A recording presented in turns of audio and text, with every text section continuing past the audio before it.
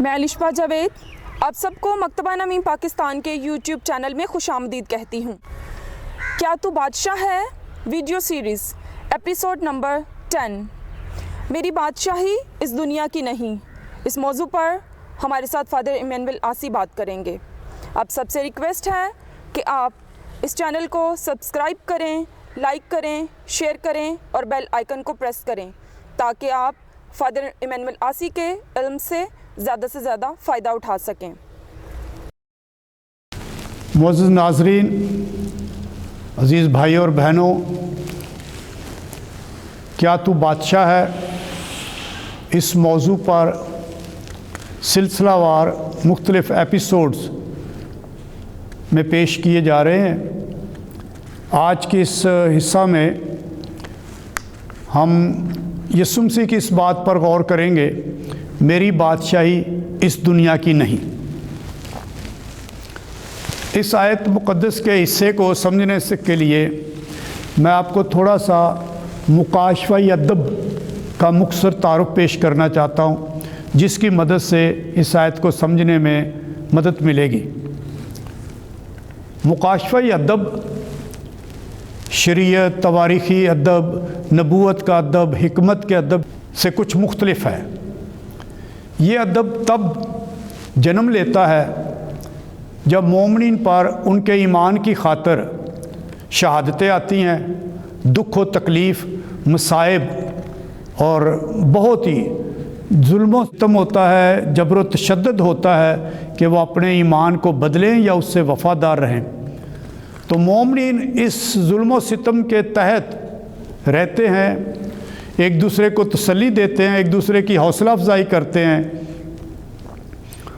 لیکن ایسے میں مکاشفہ ادب جنم لیتا ہے جو رویاؤں کے ذریعے، الہی آوازوں کے ذریعے علامتی زبان میں لکھا جاتا ہے۔ گو مکاشفہ ادب زمین پر بسنے والے حقیقی اور تاریخی لوگوں کی بات کرتا ہے، لیکن وہ علامتی زبان استعمال کرتا ہے۔ ایک طرف یہ علامتی زبان ان سے چھپی رہتی ہے جو ظلم کر رہے ہیں، اور دوسری طرف ان کے لیے حوصلہ افزائی اور ایمان میں مضبوطی کا باعث بنتی ہے، جن کے لیے یہ لکھا جا رہا ہے اور جو مومنین ہیں۔ مکاشفہ ادب یسوع مسیح سے 200 سال پہلے یہودی مکاشفہ ادب کا وقت ہے، اور یسوع مسیح کے 200 سال بعد، 200 سال تک یسوع مسیح کے بعد یہ مسیحی مکاشفہ ادب کا زمانہ ہے۔ ان 400 سالوں میں مکاشفہ ادب وجود میں آیا۔ ویسے تو انبیاء کرام میں بہت سارے حصے، حزقیال کی کتاب میں، زکریا کی کتاب میں، اشعیاء نبی کی کتاب میں، مکابین کی دوسری کتاب میں بہت سارے حصے مکاشفہ ادب سے بھرے ہوئے ہیں۔ پاک انجیلوں میں یسوع مسیح کے یروشلم میں داخل ہونے کے بعد اور آخری کھانے سے پہلے پہلی 3 انجیلوں میں 2 باب، یسوع مسیح کے یروشلم میں داخل ہونے کے بعد اور آخری کھانا کھانے سے پہلے، یوں کہہ لیجئے کہ مقدس ہفتے میں سوموار، منگل، بدھ اور جمعرات، ان 3 دنوں میں 2 باب ہر انجیل میں یسوع مسیح کا مکاشفہ ادب ہے کہ یسوع مسیح مکاشفہ لب و لہجے میں، اس ادب میں، علامتی ادب میں بات چیت کرتے ہیں۔ آج کے مضمون کے لیے ہم دانیل کی کتاب، جو مکاشفہ ادب کی ایک مخصوص کتاب ہے، اس کے ذکر سے کچھ چند ایک باتیں لیں گے۔ میں پہلے دانیل کی کتاب، اس کے 7 باب کی 13 اور 14 آیات پڑھنا چاہتا ہوں۔ وہاں لکھا ہے، میں نے رات کے رویا میں نظر کی تو کیا دیکھتا ہوں کہ ایک شخص ابن انسان کی مانند آسمان کے بادلوں کے ساتھ آیا، اور وہ قدیم الایام تک پہنچا اور اس کے حضور لایا گیا، اور حکومت اور عظمت اور مملکت اس کے سپرد کی گئی، تاکہ تمام قومیں اور امتیں اور زبانیں اس کی خدمت گزار ہوں۔ اس کی حکومت ابدی ہے اور لازوال حکومت ہے، اس کی مملکت غیر فانی ہوگی۔ یہ ابن انسان کے متعلق رویا ہے جس کا اطلاق مسیحی ادب میں نئے عہد نامے میں یسوع المسیح پر کیا جاتا ہے۔ اس میں چند ایک نقطے ہیں۔ پہلا کہ حکومت، عظمت اور مملکت اس کے سپرد کر دی گئی۔ دوسرا کہ تمام امتیں، قومیں، زبانیں اس کی ماتحتی میں اور اس کی خدمت گزاری میں ہوں گی۔ تیسرا کہ یہ حکومت ابدی اور لازوال ہوگی اور یہ مملکت غیر فانی ہوگی۔ یہ ساری صفات مکاشفہ کی کتاب میں یسوع مسیح میں دیکھی گئی ہیں۔ یہ ساری نبوت کی تکمیل یسوع مسیح میں پوری ہوتی ہے۔ مکاشفہ کی کتاب جو مسیحی مکاشفہ ادب کا ایک شاہکار ہے، ایک بہت بڑی منفرد مثال ہے، اس کے پہلے باب میں یسوع مسیح کو مردوں میں سے پہلے اٹھا دنیا کے بادشاہوں کا سردار کہا گیا ہے۔ اور پھر 19 باب کی 16 آیت میں اور 17 باب کی 14 آیت میں بھی یسوع مسیح کو بادشاہوں کا بادشاہ اور خداوندوں کا خدا کہا گیا ہے۔ دانیل کی کتاب ہی سے دوسرے باب سے ایک اور میں حوالہ دینا چاہتا ہوں۔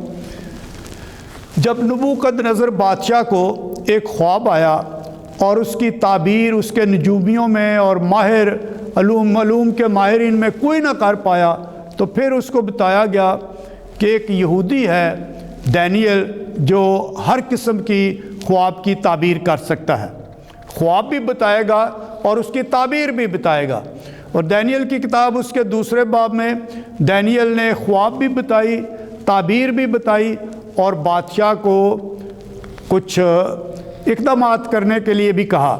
اور جب دانیل نے بادشاہ کو، نبوکد نصر بادشاہ کو تعبیر بتائی، خواب بتایا، تعبیر بتایا، تب کیا ہوا میں پڑھتا ہوں۔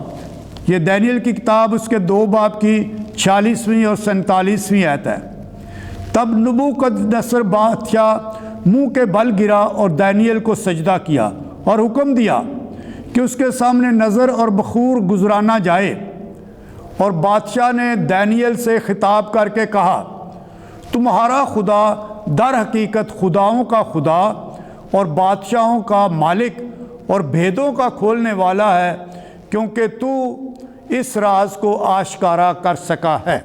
اسی طرح پولس رسول کی تحریروں میں بھی یسوع مسیح کی حکمرانی اور بادشاہت کو ابدی قرار دیا گیا ہے۔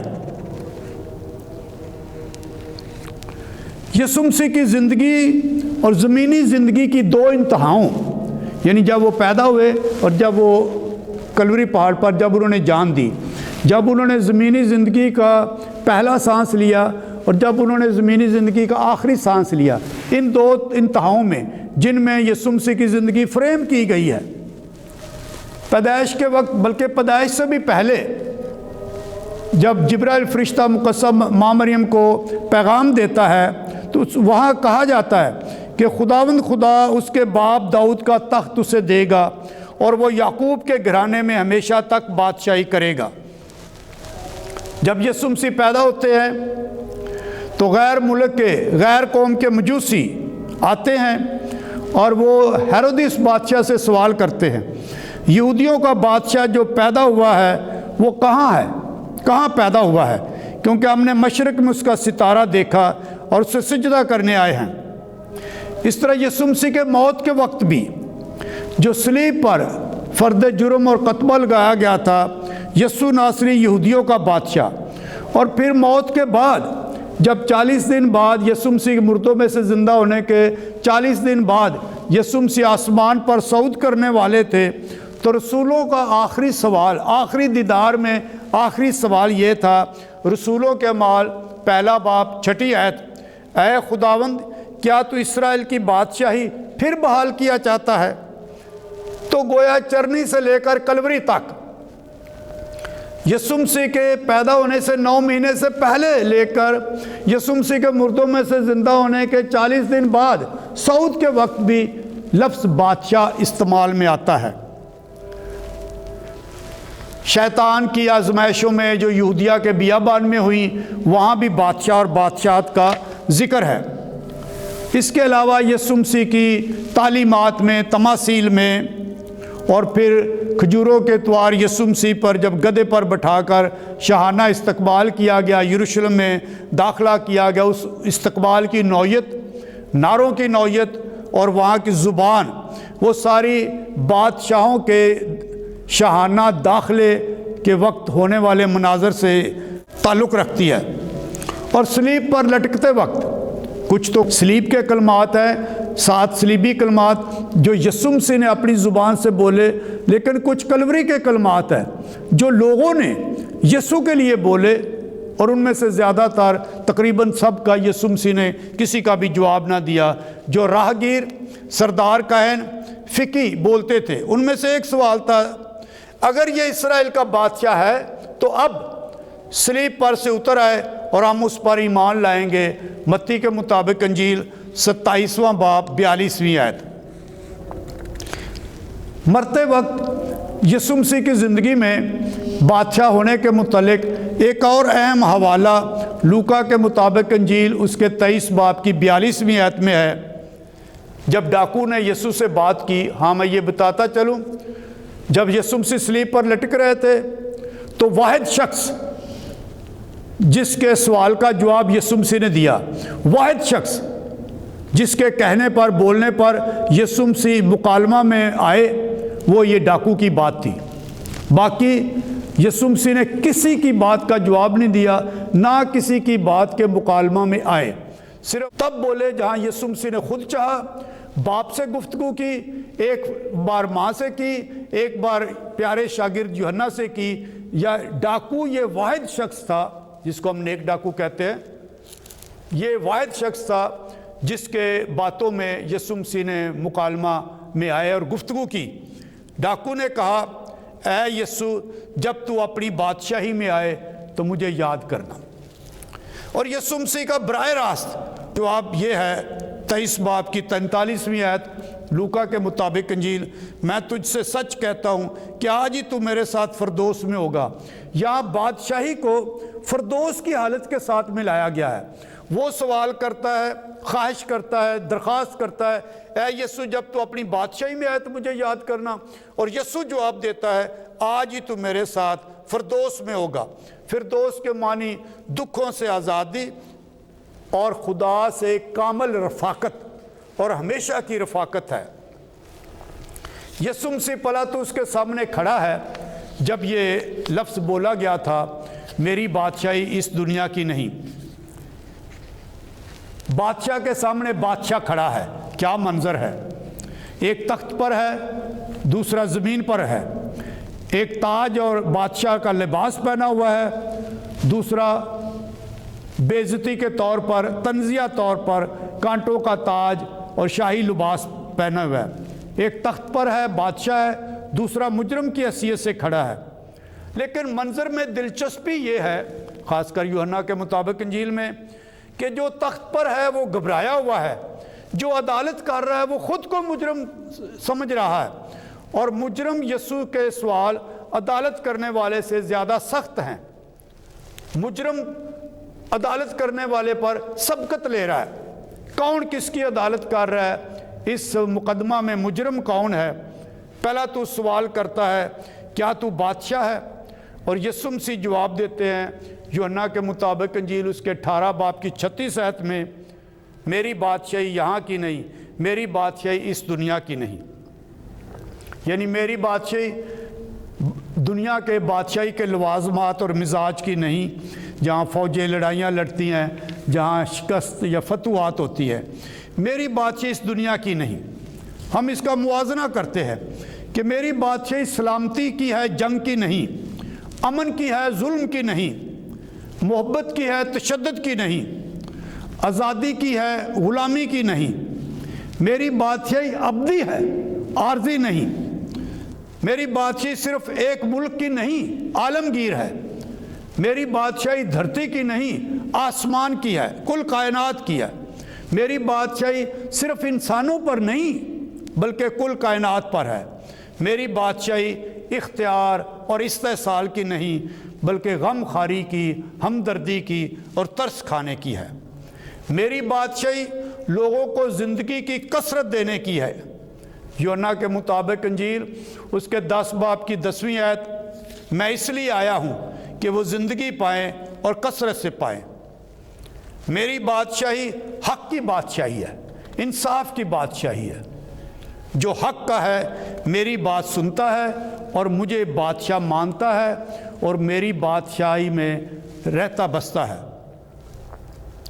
یسوع پہلا تو اس کو دعوت دے رہا ہے، اس کے منہ سے اقرار کروانا چاہتا ہے کہ لوگوں نے میرے حق میں تجھے کہا ہے، یا تو خود مجھے بادشاہ کہتا ہے، کیا تو مجھے خود بادشاہ قبول کرتا ہے، کیا تو خود میری بادشاہی میں آنا چاہتا ہے؟ یہاں پیلاطس اور ڈاکو کہ یہ 2 نمونے ہیں، ملتے جلتے ہیں، اور اسی سے ہم اپنے لیے نتیجہ اخذ کرتے ہیں۔ کیا ہم چاہتے ہیں کہ یسوع ہمارے دلوں پر راج کرے، ہمارے خیالات پر راج کرے، ہماری خواہشات پر راج کرے، اور ہماری زندگی کا مرکز ہو، اور ہماری زندگی کی اہم ترجیح ہو، ہماری زندگی کا مالک اور رہنما ہو، کہ ہم اس کی بادشاہی کی نیکیوں اور قدروں پر عمل کریں؟ یہ سوال وہیں کا وہیں ہے۔ کیا یسوع مسیح میرا بادشاہ ہے؟ مجوسیوں نے یسوع مسیح کی پیدائش پر گر کر اسے بادشاہ کے طور پر مانا اور سجدہ کیا۔ ڈاکو نے آخری لمحہ توبہ کر کے بادشاہی میں شمولیت کی اور ساتھ رہنے کی ضمانت حاصل کی۔ یسوع بادشاہ کو اگر ہم جلال دینا چاہتے ہیں، یسوع کی بادشاہت کو اگر ہم فروغ دینا چاہتے ہیں، یسوع کی بادشاہت کو اگر ہم پھیلانا چاہتے ہیں، تو سب سے پہلے اسے اپنا بادشاہ، اپنی زندگی کا مالک، اپنی زندگی کا خداوند، اپنی زندگی کی پر حکمرانی کرنے والا قبول کریں اور اقرار کریں، اور اس کو اپنا بادشاہ اپنائیں۔ گو وہ ہمارے ایمان کا حصہ ہے، لیکن ہم اپنی معاشرت میں اسے اپنائیں۔ آئیں ایک طرف یہ گیت گائیں، رب خداوند بادشاہ ہے، او جلالدہ بادشاہ ہے، اور دوسری طرف دعا کریں کہ تیری بادشاہی آئے، تیری مرضی پوری ہو، اور ہم اس بادشاہت کو پھیلائیں جو تیری پسند کی ہے، کیونکہ تیری بادشاہت اس دنیا کی مانند نہیں، تیری بادشاہت تیرے مزاج کے مطابق ہو۔ ہمیں یہ خدا فضل دے کہ ہم اس کی بادشاہی اس کی پسند کے مطابق اپنی زندگیوں میں، اپنی معاشرت میں، اپنے تعلقات میں عام کریں اور اسے فروغ دیں۔